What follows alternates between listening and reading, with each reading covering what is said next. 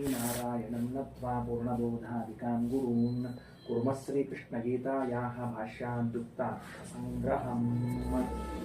ಏನಾಗಿತ್ತಿಲ್ಲಿ ನಿನ್ನೆ 4ನೇ ಶ್ಲೋಕ ಹೇಳುವಾಗ ಅತ್ರ ಶೂರಾ ಮಹೇಶ್ವಾಸಾ ಭೀಮಾರ್ಜುನ ಸಮಾಯುಧಿ ಯುಯುಧಾನೋ ವಿರಾಟಶ್ಚ ದ್ರಪದಶ್ಚ ಮಹಾರಥಃ ಅಂತದ.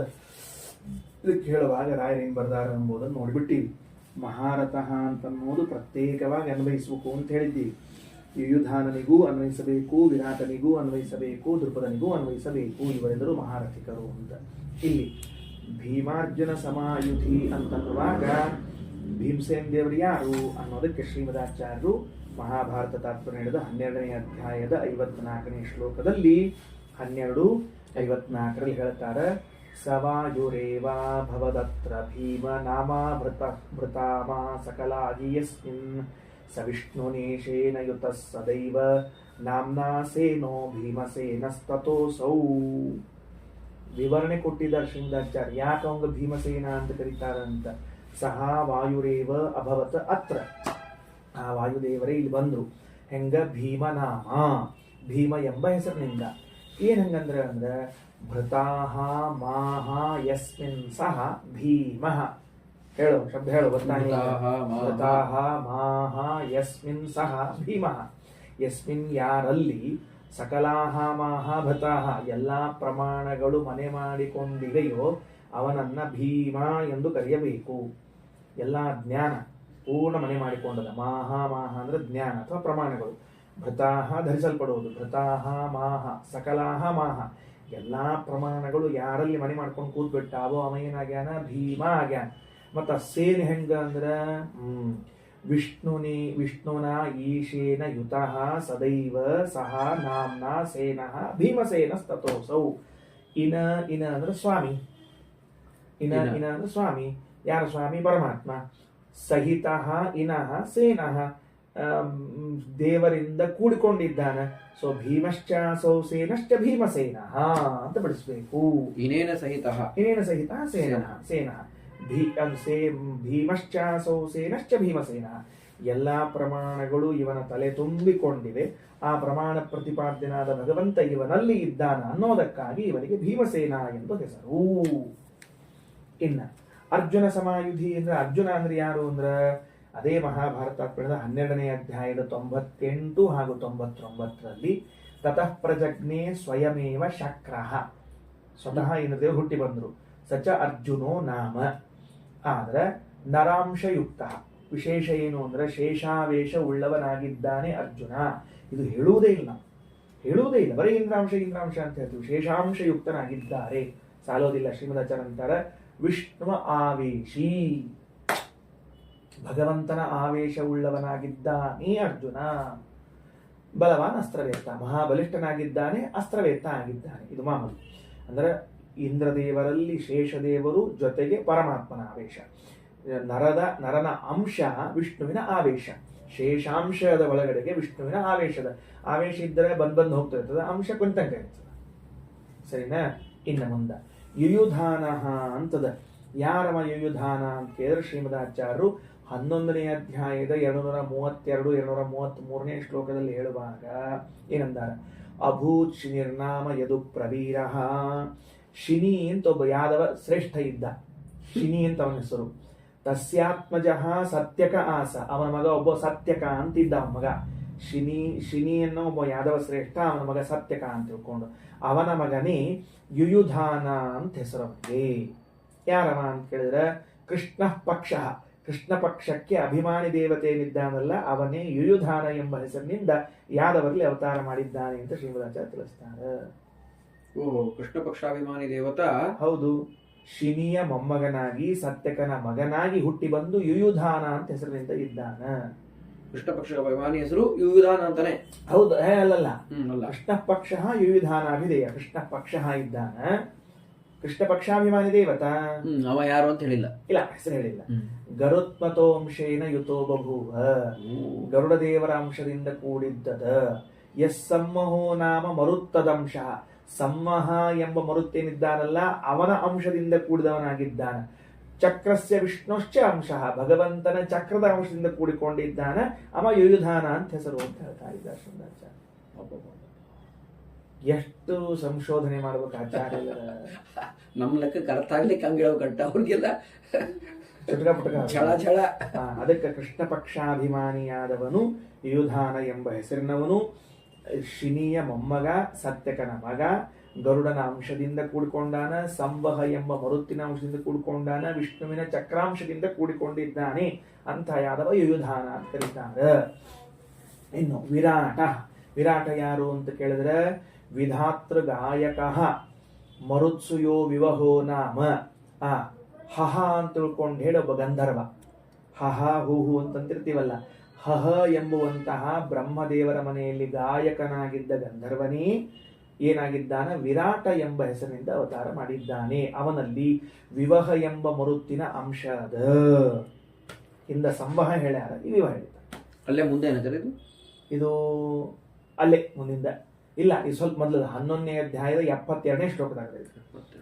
11ನೇ ಅಧ್ಯಾಯದ ಇನ್ನ ಮುಂದ ಯಾರು ಹೋದ್ರಪ್ಪ? ಇನ್ನ ದ್ರುಪದ ಉಳ್ಕೊಂಡ. ವಿರಾಟ ಮುಗಿತು ದ್ರುಪದ. ದ್ರುಪದಂದು ಮಹಾಭಾರತ 11ನೇ ಅಧ್ಯಾಯದ 68, 70ನೇ ಶ್ಲೋಕದಲ್ಲಿ ಹೇಳಿದ್ದಾರೆ. ಏನಂತಾರೆ? ಹುಹು ನಾಮ್ನ ವಿರಿಂಚ ಗಾಯಕ. ಹುಹು ಎಂಬುವಂಥ ಗಂಧರ್ವ, ವಿರಾಟ ಹಹ ಎಂಬ ಗಂಧರ್ವ, ದ್ರುಪದ ಹುಹು ಎಂಬ ಗಂಧರ್ವ. ಇವನೇ ಆ ಮೊಸಳಿ. ಮೊಸಳಿ ಯಾರು ಮಾಡ್ತಾನೆ? ದ್ರುಪದನೇ. ಅವನ ಮೊಸಳಿನೇ ಈಗ ದ್ರುಪದ ಆಗಿ ಬಂದ ಅಷ್ಟೇ. ಇನ್ನ ವಿರಿಂಚ ಗಾಯಕ ಮತ್ತೇನಿದ್ದಾನಂದ್ರ ಆವಹ ಎಂಬ ಮರುತ್ತಿನ ಅಂಶದಿಂದ ಕೂಡಿಕೊಂಡಿದ್ದಾನ. ವಿರಿಂಚ ಗಾಯಕ ಅಂತಂದ್ರೆ ಗಂಧರ್ವ. ಬ್ರಹ್ಮದೇವರ ಮನೆಯಲ್ಲಿ ಗಾಯನ, ದೇವಗಂಧರ್ವರು, ಬ್ರಹ್ಮದೇವರ ಮನೆಯಲ್ಲಿ ಗಾಯನ ಮಾಡುವಂತ ಗಂಧರ್ವರು ಅವ್ರು ಹುಟ್ಟ್ಯಾರ. ಇನ್ನ ಒಂದು ದ್ರುಪದ ಅಂತ ಹೆಸರದ ಅಂತ ಹೇಳಿದ್ರು. ಇರ್ಲಿ ಮುಂದ. ಇನ್ನು ಮುಂದೆ ಯಾರಪ್ಪ? ದ್ರುಪದಶ್ಚ ಮಹಾರಥ. ಇಷ್ಟು ಮಂದಿ ಮುಗಿತ್ ನೋಡ್ತಾ ಇದೆ. ತಿಳಿತದಲ್ಲೋ? ಮಹಾರಥ ಅಂದ್ರೆ ಮಹಾರಥಿಗಳು ಮುಂದಷ್ಟು ಹೇಳೋರಿದ್ದೀವಿ ನಾವು. ಅಂದ್ರೆ ಏಕೋ ದಶರಥತ್ರ ಸಹಸ್ರ ಅಲ್ಲಿ ಹೇಳ್ತೀವಿ ಮುಂದೆ. ಮಹಾರಥ ಇತಿ ಸ್ಮೃತಃ ಅಂತ ಹೇಳಿ ಒಬ್ಬನೇ 10,000 ಮಂದಿ ಜೊತೆಗೆ ಯುದ್ಧ ಮಾಡ್ತಾ ಇದ್ರೆ ಮಹಾರಥ ಅಂತ ಕರಿತೀವಿ ಅಂತ ಮುಂದಿನ ಶ್ಲೋಕದಾಗ ಬರ್ತದೆ. ಇನ್ನು 4ನೇ ಶ್ಲೋಕ ಮುಗಿತು. ಅಂದ್ರೆ ನಿನ್ನೆ 4ನೇ ಶ್ಲೋಕದ ಅರ್ಥ ಹೇಳಿತ್ತು, ಇವತ್ತು ವಿಶೇಷ ಅರ್ಥ ಹೇಳಿದ್ವಿ. ಇನ್ನು 5ನೇ ಶ್ಲೋಕಕ್ಕೆ ಹೋಗೋಣ ಅಂತ. ದೃಷ್ಟಕೇತುಶ್ಚೇಕಿತಾನಃ ಕಾಶಿರಾಜಶ್ಚ ವೀರ್ಯವಾನ್ ಪುರುಜಿತ್ ಕುಂತಿ ಭೋಜಶ್ಚ ಶೈಬ್ಯಶ್ಚ ನರಪುಂಗವಃ. ಯಾರ್ಯಾರಿದ್ದಾರ ಅಂತ ದುರ್ಯೋಧನ ಹೇಳಿಕತಾನ ಅವರಿಗೆ. ಯಾರಿಗೆ? ದ್ರೋಣಾಚಾರ್ಯರಿಗೆ. ನೋಡ್ರಿ, ದೃಷ್ಟಕೇತು ಇದ್ದಾನ, ಚೇಕಿತಾನ ಇದ್ದಾನ,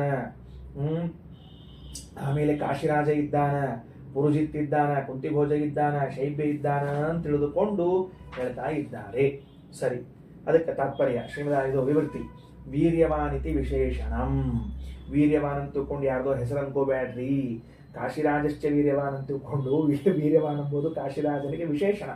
ಮಹಾಪರಾಕ್ರಮಿಯಾದ ಕಾಶಿರಾಜ ಅಂತ ಅರ್ಥ. ಇನ್ನ ಮುಂದ ನರಪುಂಗವಃ ನರಶ್ರೇಷ್ಠ ಇತ್ಯಪಿ ತ್ರಯಾಣಾಂ. ನರಪುಂಗವಃ ಅಂತದ ಪುರುಜಿತ ನರಪುಂಗವಃ, ಕುಂತಿಭೋಜ ನರಪುಂಗವಃ, ಶೈಬ್ಯಶ್ಚ ನರಪುಂಗವಃ ಅಂತ 3 ಮಂದಿಗೆ ಹಚ್ಕೊಳ್ರಿ. ಅರ್ಥ ಆಯ್ತಾ? ಅಂದ್ರೆ ವೀರ್ಯವಾನ್ ಎಂಬುದು ಮ್ಯಾಲ 3 ಮಂದಿಗೆ ಅಂತ ಅರ್ಥ ಅದಕ್ಕೆ ಯಥಾ ಪ್ರಕಾರ ಅಂತ ಆಯ್ತಂಗಾರ.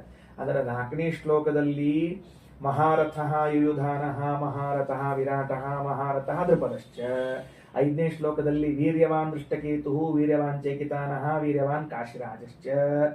ಇನ್ನ 5ನೇ ಶ್ಲೋಕದ ಉತ್ತರಾರ್ಧದಲ್ಲಿ ನರಪುಂಗವಃ ಪುರುಜಿತ್, ನರಪುಂಗವಃ ಕುಂತಿಭೋಜ, ನರಪುಂಗವಃ ಶೈಬ್ಯಶ್ಚ ಅಂತ ವಿಶೇಷಣಗಳನ್ನು ಮಾಡಿಕೊಳ್ಳ್ರಿ ಅಂತ ತಿಳಿಸಿದಂತಾಯಿತು. ನರಪುಂಗವ ಅಂದ್ರೆ ಏನು? ಶ್ರೇಷ್ಠ. ಪುಂಗವ ಅನ್ನೋ ಶಬ್ದ ಶ್ರೇಷ್ಠ ವಾಚಕ. ಸರಿನಾ? ಇನ್ನು ಇಲ್ಲಿ ದೃಷ್ಟಕೇತು ಅಂದ್ರೆ ಯಾರು ಅಂತ ಶ್ರೀಮದಾಚಾರ್ಯರು 20ನೇ ಅಧ್ಯಾಯದ 11ನೇ ಶ್ಲೋಕದಲ್ಲಿ ಹೇಳಿದ್ದಾರೆ. ಏನ್ ಮಾಡಿದ? ಯುಧಿಷ್ಠಿರ ಶಿಶುಪಾಲನ ಮಗಳಾಗಿರುವಂತಹ ದೇವಕಿಯನ್ನು ಲಗ್ನ ಮಾಡಿಕೊಂಡ. ಯುಧಿಷ್ಠಿರ ಶಿಶುಪಾಲನ ಮಗಳಾಗಿರುವಂಥವನು ಯಾರವಳು? ದೇವಕಿ ಅಂತ ಹೆಸರು. ಗೊತ್ತಾಯ್ತಾ? ಶಿಶುಪಾಲ ಪುತ್ರಿಯಾಗಿರುವಂತಹ ದೇವಕಿ ಏನಿದ್ದಲ್ಲ, ಅವಳ ತಮ್ಮ ದೃಷ್ಟಕೇತು ಅಂತ ಹೆಸರು. ಅಂದ್ರೆ ಶಿಶುಪಾಲನ ಪುತ್ರ ದೃಷ್ಟಕೇತು. ಗೊತ್ತಾಯ್ತಾ? ಶಿಶುಪಾಲನ ಮಗಳ ಮಾಡ್ಕೊಂಬೋದು ಕಲ್ಪನಾ ಇರಂಗಿಲ್ಲ. ಧರ್ಮರಾಜನಿಗೆ ದ್ರೌಪದಿ ಅಲ್ಲದೆ ಶಿಶುಪಾಲನ ಮಗಳಾಗಿರುವಂತಹ ದೇವಕಿಯೂ ಇದ್ದಾಳ ಹೆಂಡತಿ. ಅರ್ಥ ಆಯ್ತಾ? 20 ದೃಷ್ಟಕೇತು ಅಂತದ ತಮ್ಮ ದೃಷ್ಟಕೇತು ಅಂತ ಹೆಸರು ಒಂದು. ಅವನ ಹೆಸರು ದೇವಕಿ ತಮ್ಮಂದು. ಅಂದ್ರ ಧರ್ಮರಾಜನಿಗೆ ಶಾಲ್ಕ ಅಂತ ಅರ್ಥ. ಹೆಂಡತಿ ತಮ್ಮ. ಸರಿ ಆಯ್ತಿಲ್ಲ? ಅರ್ಥ ಹೇಳ್ತಿರ್ತೀನಿ ಅಂತ ಹೇಳಿ ಏನಾಯ್ತ? ಸೌಕರ್ಯ ಏನ್? ಶಿಶುಪಾಲನಿಗೆ 2 ಮಕ್ಕಳು, 1 ಹೆಣ್ಣು 1 ಗಂಡು.